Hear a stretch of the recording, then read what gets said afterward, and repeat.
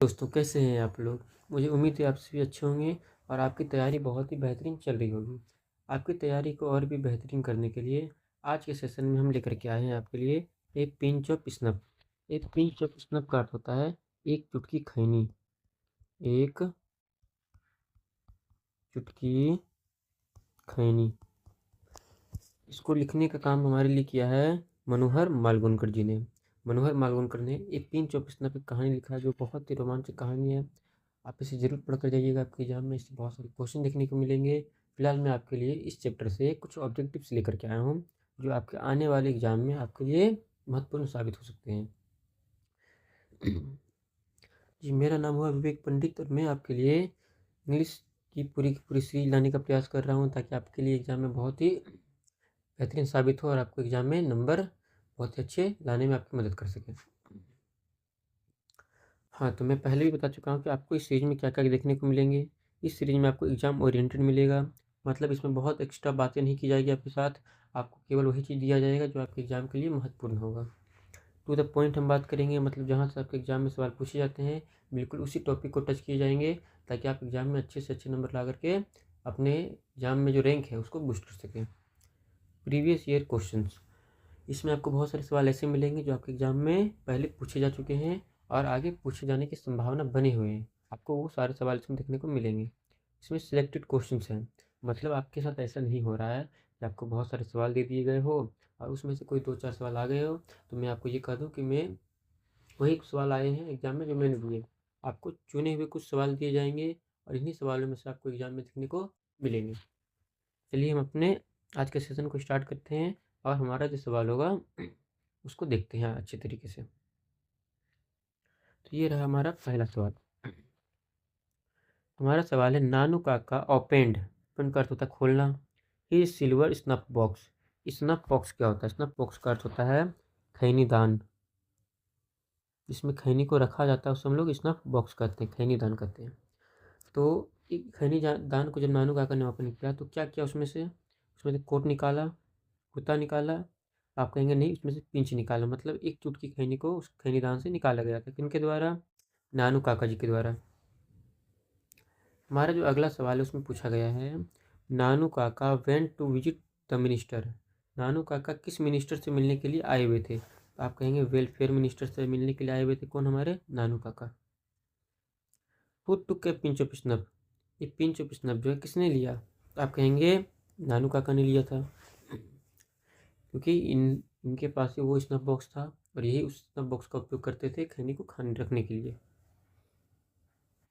हमारा अगला सवाल है नानू काका डैश बिफोर ही स्पोक। जब भी बोलते थे, कुछ भी किसी से बात करते थे तो बात करने के पहले वो क्या करते थे? Ate some biscuit. क्या वो बिस्किट खाते थे? आप बोलेंगे नहीं खाते थे। ड्रिंक टी, वो चाय पीते थे तो नहीं। कॉफ़ी पीते थे तो नहीं। वो करते थे सम स्नफ। कुछ खैनी को वो खाते थे, उसके बाद वो किसी भी व्यक्ति से बात करना पसंद करते थे। हमारा अगला सवाल है Manohar Malgonkar story is full of wit and. तो ये कैसा था? Wit and humour. बहुत ही अच्छा कहानी था ये, विट एंड ह्यूमर के साथ। आप इसे ज़रूर पढ़िएगा। I am sorry. तो आप इसे ज़रूर पढ़िएगा, आपके लिए ये बहुत ही इंटरेस्टिंग कहानी निकल करके आएगा। चलिए हम अपने अगले सवाल पर आते हैं। हमारा अगला सवाल है Nanu Kaka manage to travel in second class on a ticket of. Second class in a ticket of क्या होगा? आप बोलेंगे थर्ड क्लास। ठीक है, इसका सही उत्तर क्या हो जाएगा? Third class. चलिए हम अपने अगले सवाल पे आते हैं। हु ट्रेवल्ड फ्री विथ नानू काका। कौन ऐसा था जिसने नानू काका के साथ फ्री में, फ्री का अर्थ क्या होता है? मुफ्त, बिना पैसे के क्या किया उसने? सवारी किया। तो आप कहेंगे किटन ने। ठीक है, वो किटन अपने साथ लेकर के आए थे एक टोकरी में, जिसके लिए उन्होंने टिकट नहीं कटवाया था। हमारा अगला सवाल है the mother in A pinch of snuff was waiting at the dash for her brother. वो कहाँ पे अपने भाई के लिए इंतज़ार कर रही थी? ए पिंच ऑफ स्नफ जो कहानी है, इसमें जो लेखक की माँ है वो किसके लिए वहाँ पे इंतज़ार कर रही थी और कहाँ पे इंतज़ार कर रही थी? आप कहेंगे डोर स्टेप पे, दरवाजे पे ही वो अपने भाई का आने का बेसब्री से इंतज़ार कर रही थी। हमारा अगला सवाल है Nanu Kaka was installed in. नानू काका को कहाँ पे रखा गया?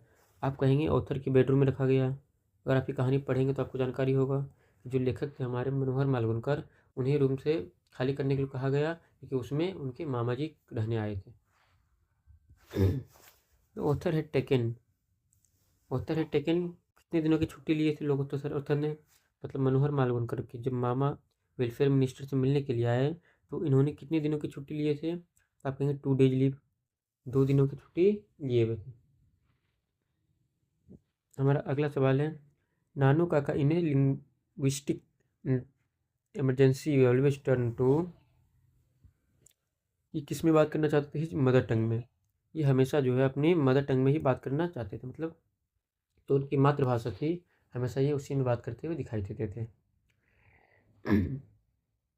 नानू काका था डेट द सेक्रेटरी ट्रीटेड, नानू काका सेक्रेटरी से किस तरह से ट्रीटेड किए गए, coldly because they had not gone in.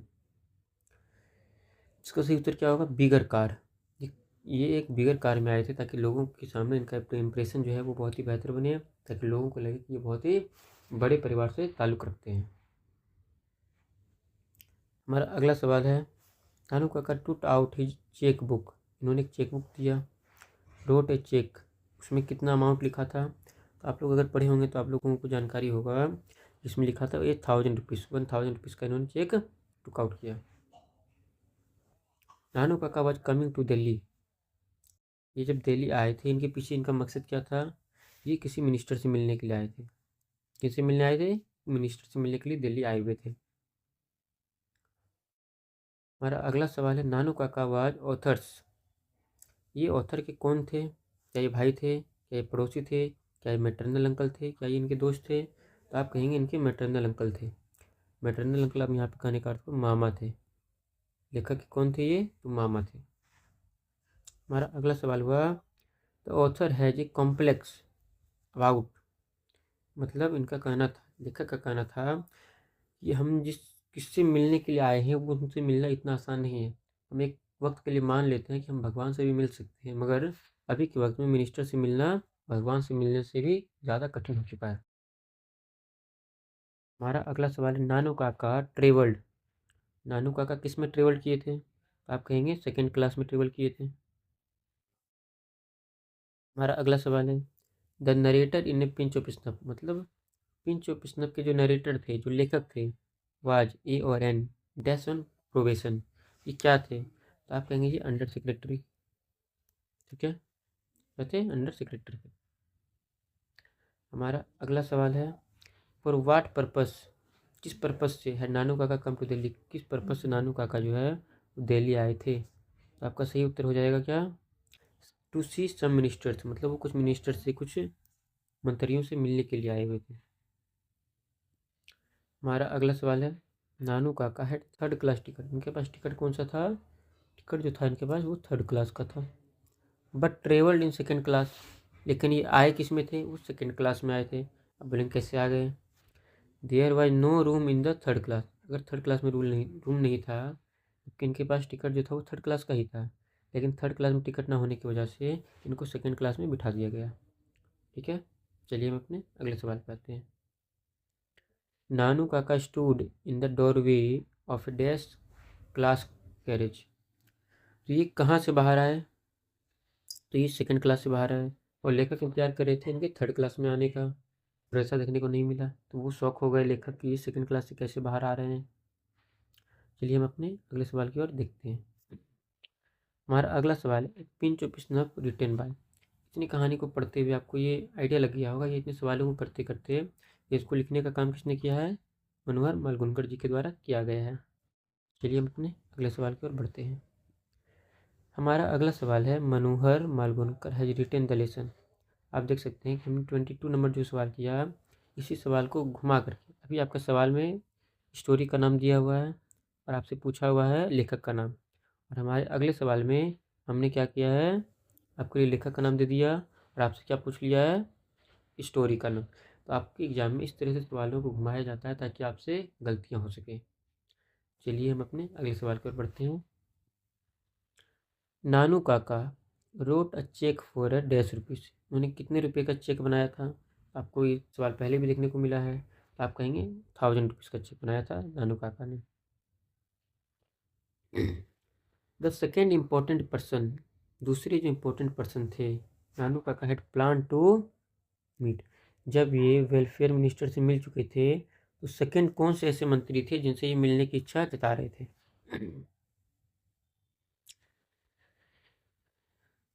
तो यहाँ पे first the second important person Nanu Kaka had plan to meet was मिलना चाहते थे। तो आपका इसी का बात किया गया, वेलफेयर मिनिस्टर की ही बात किया गया अभी तक।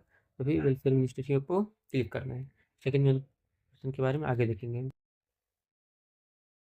Ratiram was son of. Ratiram किसके सन थे? आप कहेंगे सोहनलाल रतिराम के जो बेटे थे उनका नाम था रतिराम, और ये इनकी ही बात किया गया है। Is a humorous story. ये ह्यूमरस स्टोरी कौन सा है? तो आप कहेंगे एक पिंच ऑफ स्नफ। ठीक है, क्योंकि ये पूरी तरह से मानव से ही बना हुआ स्टोरी, इसमें किसी भी तरह का बदलाव नहीं किया गया है। जैसा वास्तविकता में घटा था वैसा ही आपको बताया गया है। हमारा अगला सवाल, there is nothing like honesty was said. There is nothing like honesty मतलब होता है ईमानदारी, बस सेड बाय किनके द्वारा जो है ईमानदारी से गलत झूठ बोला जा रहा था। तो आप कहेंगे ये कौन थे? हमारे नानू काका जी थे। इनके अंदर एक ऐसी कला थी, मतलब वाच कला थी, मतलब आप कह सकते हैं कन्वर्सेशन पावर था, कि ये किसी भी बात को चाहे वो सही हो या गलत हो इतने कॉन्फिडेंस तरीके से कहते थे, सामने वाले व्यक्ति को इनकी बातों पे भरोसा हो जाता था कि ये जो कह रहे हैं वो वास्तविकता में सही है। और इनके अंदर यही कला की वजह से ये सभी मंत्रियों से कम समय में मिल पाए थे। हमारा अगला सवाल है, dash was coming to visit the narrator's family. कौन थे जो लेखक के परिवार से मिलने के लिए आए थे? तो आप क्या कहेंगे इसमें? नानू काका आए थे उनसे मिलने के लिए, नरेटर्स फैमिली से मिलने के लिए। The mother of the narrator मतलब जो लेखक की माँ थी, वॉज वेरी कॉन्फिडेंट, मतलब वो पूरी तरह से क्या थी? कॉन्फिडेंट थी। That Nanu Kaka would be able to manage, मतलब वो उनके जो भाई है, जो नानू काका हैं, वो सब कुछ मैनेज कर लेंगे। किनसे? सीधा मिनिस्टर। वो जिस काम के लिए आए हुए हैं मंत्री से मिलने के लिए, उनके जो भाई है नानू काका, वो सभी चीज़ों को आराम से मैनेज कर लेंगे, क्योंकि वो उनके भाई हैं। तो उन्हें अच्छी तरीके से जान पाते हैं हमारे भाई किस तरह से काम को हैंडल कर लेते हैं। तो उन्हें किसी भी तरह का शक नहीं था कि हमारे जो भाई इस काम के लिए आया वो काम पूरा नहीं हुआ। तो क्या संडे? नहीं, वेन एवर ही वांटेड मतलब जब वो चाहे, मतलब जितने दिनों में वो चाहते हैं अपने काम को पूरा करना, उतने दिनों में वो अच्छे से अपने काम को पूरा कर सकेंगे। हमारा अगला सवाल, the speaker put on his white Jodhpuri coat and the dash turban. उन्होंने एक जोधपुरी कोट पहना ताकि वो एक अच्छे बड़े घराने के दिख सके, और इन्होंने एक टर्बन का अर्थ होता है पगड़ी। किस कलर का पगड़ी को बांधा था? तो आप कहेंगे ऑरेंज कलर का एक पगड़ी को बांधा था इन्होंने। आते हैं अपने अगले सवाल पे। हमारा अगला सवाल है, Nanu Kaka was stay for. नानू काका रुके हुए थे, ठहरे हुए थे किसके? 2 से 3 दिनों के लिए, क्योंकि इन्हें पूरा भरोसा था कि 2 से 3 दिनों में हमारा जो कार्य है वो समाप्त करके मैं वापस लौट जाऊंगा। हमारा अगला सवाल है, इन्फॉर्म द विजिट मतलब उनके आने की जो सूचना थी अंडर सेक्रेटरी अबाउट नानू काका को किसने दिया? मतलब जब नानू काका आ रहे थे तो उनके आने की जो सूचना है नानू काका के जो भांजे थे मतलब लेखक थे उनको किसने दिया? तो उनकी माँ ने कहा कि आपके जो मामा जी हैं वो आने वाले हैं और आप उन्हें स्टेशन पे जा करके रिसीव करके आइएगा। तो माँ के द्वारा उन्हें ये इन्फॉर्मेशन दिया गया। हमारा अगला सवाल है, Nanu Kaka was related to the narrator. Nanu Kaka related to the narrator मतलब ये जो नानू काका है और ये जो नरेटर है, नरेटर का अर्थ क्या होता है? लेखक। ये दोनों किस तरह से रिलेटेड थे? तो आप कहेंगे कि कैसे थे? Nanu Kaka was related to the narrator मतलब लेखक से नानू काका किस तरह से रिलेटेड थे? तो भाई थे या वो अंकल थे या वो पिता थे? नहीं, आप कहेंगे कि उनके मामा थे। लेखक के कौन हुए? मामा जी। ठीक है, ही वाज हिज मदर्स। तो माँ के क्या लगेंगे? तो आप कहेंगे भाई लगेंगे। लेखक के मामा हुए का मतलब लेखक की जो माँ है उनकी वो क्या लगे? भाई लगेंगे। ये रिश्ता था उनका। Dash is the main character of story. ये जो स्टोरी है इसमें मेन कैरेक्टर कौन है? तो आप कहेंगे कौन है? नानू काका। कि नानू काका ने पूरे के पूरे कहानी को स्टोर करके रखा, संभाल कर रखा, और पूरे के पूरे कहानी में उनका ही रोल बहुत ही इंपॉर्टेंट रहा है। चलिए हम बढ़ते हैं अपने अगले सवाल की ओर। हमारा अगला सवाल है, नानू काका है जो यूनिक क्वालिटी ऑफ टेलिंग। इनके पास बातों को रखने का एक यूनिक क्वालिटी था। कैसा क्वालिटी था? एक अलग तरह का क्वालिटी था, लाए। लाए का अर्थ होता है झूठ बोलना। इनके अंदर एक क्वालिटी था झूठ बोलने का। ये झूठ इतनी बारीकी से बोलते थे कि लोगों को पता नहीं चलता था कि वो झूठ है या सच है। तो इसका सही उत्तर हो जाएगा लाइज। हमारा अगला सवाल है, नानू काका हैंडेड ओवर ए चेक। उन्होंने एक चेक हैंड ओवर किया, 1000 रुपीज़ टू अ डैश। इसका सही उत्तर हो जाएगा आपका धोबी। इसका सही उत्तर आपको क्या देखने को मिलेगा? धोबी। नानू काका जो थे हैंड ओवर किए थे एक कितने का चेक, 1000 का चेक हैंड ओवर किए थे किसके हाथों में? तो वो धोबी के हाथों में। तो उन्होंने जो कोट उनको धोने के लिए दिया था, उसमें क्या था, कुछ पैसे थे जो धोबी नानू काका को आकर के लौटा रहे थे। उनकी इस ईमानदारी के लिए ये उन्हें 1000 के चेक को ऑफर किए थे। हमारा अगला सवाल जो है वो है, नानू काका portrayed himself is the hereditary astrologer of the Maharaja of. इसका 38 का सही आंसर क्या हो जाएगा? निन्नौर के महाराजा ये बनकर आए थे। नानू काका बाजी वेरी, बहुत ही ज़्यादा क्या थे? क्लेवर थे, स्टूपिड थे, फूड थे, ऑनेस्ट थे। आप कहेंगे ये बहुत ही ज़्यादा क्या थे? क्लेवर इंसान थे, चालाक। क्लेवर का अर्थ क्या होता है? चालाक, चालाक इंसान से। हमारा अगला सवाल है, एक पिंच ऑफ स्नैप। ये जो पिंच ऑफ स्नैप है ये क्या है? एक तरह से तो आप कहेंगे ये एक शॉर्ट स्टोरी है। हमारा अगला सवाल है, एक पिंच ऑफ स्नफ। चुटकी खैनी जो है, ये fact A detailed character sketch of. इसमें किसके कैरेक्टर को बहुत ही डिटेल से बारीकी से दिखाया गया है? तो आप कहेंगे नानू काका के कैरेक्टर को बहुत ही बारीकी से हमारे सामने प्रस्तुत किया गया है। हमारा अगला सवाल है, मनोहर मालगुनकर इजेन। मनोहर मालगुनकर क्या थे? तो आप बोलेंगे ये एक अमेरिकन राइटर थे। ये सॉरी सॉरी मिस्टेक हो चुका है, अमेरिकन यहाँ पे था, यहाँ पे ये एक भारतीय, ये भारतीय लेखक थे। कैसे थे? भारतीय लेखक थे, इंडियन, नॉट अमेरिकन। हाँ, तो इसी के साथ आपके सारे सवाल समाप्त हो गए हैं। तो मुझे उम्मीद है कि आपने पूरा देखे होंगे हमारे क्लास को और आपको पसंद आया होगा।